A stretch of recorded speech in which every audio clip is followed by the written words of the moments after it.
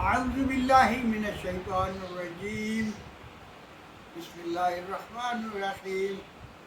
معزز سامعین، حاضرین ناظرین، السلام علیکم۔ میں آج آپ کے سامنے کیا خود کی ہی اصلاح ضروری ہے یا حکمران تک کا کی بھی کے موضوع پر کچھ کہنا چاہتا ہوں۔ یہ موضوع بہت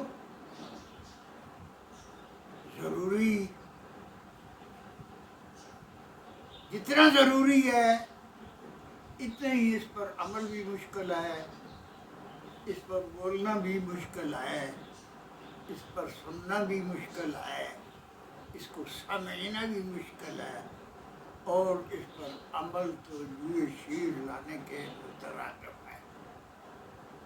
یہ اتنا مشکل ہے کہ نبی پاک صلی اللہ علیہ وسلم نے خود فرمایا کہ میرے وصال فرمانے کے بعد 40-30 سال کے اندر یہ جو خلافت الامنہ نبوہ ہے یہ ختم ہو جائے گی، اور کاٹ کھانے والی بادشاہت آ جائے گی۔ وہ کاٹ کھانے والی بادشاہت بڑھتی چلی جائے گی، رہے گی، پھر دوبارہ خلافت الامنہ نبوہ نہیں آئے گی، بلکہ پھر جبر و اکراه کا دور آئے گا جس سے ہم گزر رہے ہیں۔ اب پھر خلافت الامنہ نبوہ کا دور آنے تو والا ہے۔ اللہ ہمیں وہ اس کار خیر میں کوئی حصہ ڈالنے کی توفیق عطا فرمائے، آمین۔ این سعادت بزور بازو ٹیست، یہ تو خوش قسمت لوگ ہوں گے جو اس کار خیر میں کوئی حصہ ڈالیں گے۔ تو یہ اتنا مشکل ہے، جیسے کہتے ہیں کہ پہلے انڈا تھا یا مرغی، اگر مرغی کہیں تو انڈے کے بغیر مرغی کیسے آئی؟ اگر کہیں کہ پہلے انڈا تو مرغی نہیں تھی تو انڈا کدھر سے آیا؟ دونوں لازم ملزوم ہیں۔ اگر یہ کہیں کہ قلم قرآن و سنت سپریم لا آف لینڈ،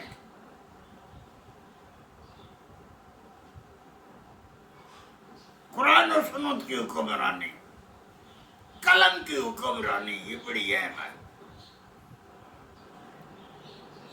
تلوار کے بغیر تلوار اس کی حفاظت نہ کرے تو یہ تو حضرت عائشہ رضی اللہ تعالیٰ عنہ کی طرح دونوں ہاتھ میخیں جو ہیں دیوار پر پاؤں میں، وہ تو زر خرید باندھی بن جاتی ہے۔ قلم عدل و انصاف، قانون کی حکمرانی، اور تلوار خدا نہ خواستہ اس میں سے یہ عدل و انصاف قلم یہ نکال دی جائے تو وحشی درندہ بن جاتا ہے، وحشی درندہ۔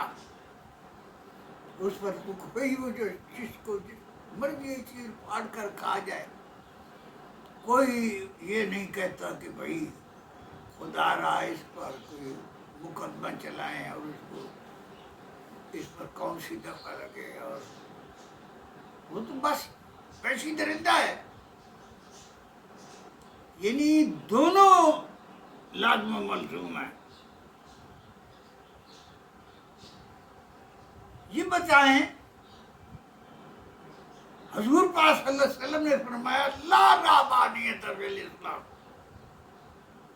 ایک آدمی کہتا ہے نہیں میں اپنی صدا الگ اپنی خود کرتا ہوں، وہ تو انسان ہی نہیں رہتا۔ لا رہبانیت فی الاسلام، لا اسلام الا بالجماعت، لا جماعت الا بالامیر، لا امیر الا بالسماوات۔ کوئی اسلام نہیں بغیر جماعت کے، کوئی جماعت نہیں بغیر امیر کے، اور کوئی امیر نہیں کہ اس کی سنی اور مانی نہ جائے. یہ حدیث ہے. جدل فوق الجماعت، یہاں سے ہٹ کر جو مرے جاہلیت کی موت مرتا ہے. تو میں یہ ایک ناپیدا کنار سمندر کی طرح یہ مضمون ہے، اس پر بولنا، اس کو سمجھانا، اس پر سمجھنا کافی مشکل ہے. یہ علماء دین کا یہ اجماع ہے اس بات پر، جو میں اس کا مفہوم اپنے الفاظ میں دہرا رہا ہوں کہ انفرادی عبادت سے اجتماعی عبادت قطرہ اور سمندر کی طرح اس کا نفع بھی اور نقصان بھی، ثواب بھی اور گناہ بھی بڑھ جاتا ہے. اور اجتماعی سے ریاستی، ریاستی سے بین الاقوامی سطح پر یقینی بات ہے کہ قطرہ اور ناپیدا کنار سمندر کی طرح اس کا نفع بھی اور ادروائز اس کا نقصان بھی بڑھ جاتا ہے. اسی چیز کو حضرت علی رضی اللہ تعالیٰ عنہ نے فرمایا کہ تمام نیکیاں، تمام عبادت اور جہاد یہ قطرہ ناچیز ہے، قطرہ ناچیز ہے بالمقابل اس اجتماعی عبادت کے، امر بالمعروف نہی عن المنکر. اس کی امام باقر رحمت اللہ علیہ یہ تشریح فرماتے ہیں کہ اس سے حیا اسلام ہوتی ہے. کافر سے مسلمان، جاہل سے عالم، دوزخی سے جنتی، اور یہ فرض واجب یہ وہ سب اس سے پیدا ہوتے ہیں. تو میں کیونکہ یہ آج کل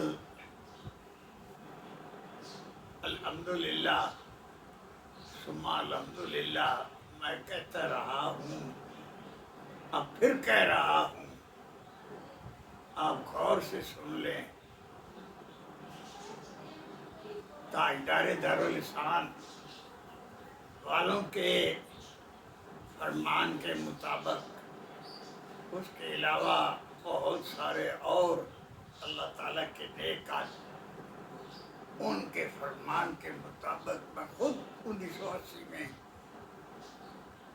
اگست کے مہینے میں اعتکاف بیٹھا ہوا تھا دارالاسلام سالار والا. انشاءاللہ 1980 میں امام مہدی آخر زمان علیہ السلام پیدا ہو چکے ہیں. اور میں نہیں کہہ رہا، جناب محترم پیر فجر سرکار مدد العالی ابھی وہ زندہ حیات موجود ہیں، ان کے فرمان کے مطابق بھی وہ 5-6 سال سے سعودی عرب میں موجود ہے، اور ان کے ظہور ہو چکا ہے. لیکن میں تھوڑی سی تشریح یہ کر دیتا ہوں کہ ہر 54 میل کے فاصلے پر سورج 5 منٹ دیر سے طلوع ہوتا ہے، اور 9 کروڑ میل سے دور یہ سورج ہے زمین سے. اسی طرح جو بڑے واقعات ہیں یہ کچھ ایسے ہوتے ہیں کہ حضور پاک صلی اللہ علیہ وسلم میں میرا موضوع یہ نہیں ہے. سورۃ روم اسی پر نازل ہوئی. پھر دوبارہ اللہ تعالیٰ نے فرمایا کہ ٹائم بھی دگنا کر دو اور یہ بھی کر دو، پھر کامیاب ہو جاؤ گے. اشارہ کر کے میں آگے چلا جاتا ہوں. یہی حال صلح حدیبیہ کا ہوا. حضرت عمر فاروق رضی اللہ تعالیٰ عنہ یہاں سے پکڑ کر کہا ہے یا رسول اللہ صلی اللہ علیہ وسلم آپ سچے نہیں ہیں؟ آپ نے دیکھا نہیں ہے کہ آپ خانہ کعبہ کا طواف کر رہے تھے؟ فرمایا ضروری تو نہیں اس سال، اگلے سال اور اگلے سال. فرمایا 5 چیزوں کا مجھے بھی علم نہیں کہ کل کیا ہوگا، لیکن قیامت تک کی ساری باتیں بتا دی. تو میں یہ کہتا ہوں کہ اب دنیا 2 حصوں میں تقسیم ہوتی چلی جا رہی ہے، ایک حزب اللہ اور ایک حزب الشیطان. اور الحمدللہ دجال کو امام مہدی علیہ السلام سے تو وہ بڑھ جائے گا، اور حضرت عیسیٰ علیہ السلام لط کے مقام پر اسے قتل کریں گے. اور یہ انڈیا کے سارے جو شیعہ سے 50-40 سال پہلے، اور یہ مقبول جان نے نوائے وقت میں کہا کہ ان کا اجماع ہے. وہ جانتے ہیں کہ یہ جو پہلے صدی تھی برطانیہ کی، پھر آگے رشیا کی صدی آئی، پھر امریکہ کی آئی. امریکہ ڈوب رہا ہے. Islam is ascending higher and higher. It has reached to such a point which has shaken the whole world. یہ میرے الفاظ نہیں ہیں، ایک عبرائی کے الفاظ ہیں. In the house of Pharaoh, Moses grew up, but he was not impressed. Thus a man born in the Western civilization will not be impressed. میں آخر میں اپنی بات کو ان الفاظ میں ختم کرنا چاہتا ہوں. رقیبوں نے رپورٹ لکھائی جا جا کے تھانوں میں، تھوڑا سا اکبر اللہ بختی صاحب معذرت کے ساتھ، رقیبوں نے رپورٹ لکھائی جا جا کے تھانوں میں کہ ایران نام لیتا ہے خدا کا اس زمانے میں. اتنا بڑا جرم، اتنا بڑا جرم، کتنی بڑی اس کی سزا ہے، کتنی بڑی غلطی ہے. کتنے درمیان میں ملک ہے، اسے کیا گریٹر اسرائیل کے منصوبے کے.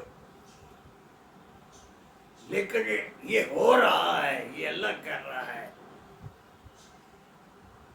علامہ اقبال نے بھی کہا کہ مشرق سے ابھرتے ہوئے سورج کو ذرا دیکھ.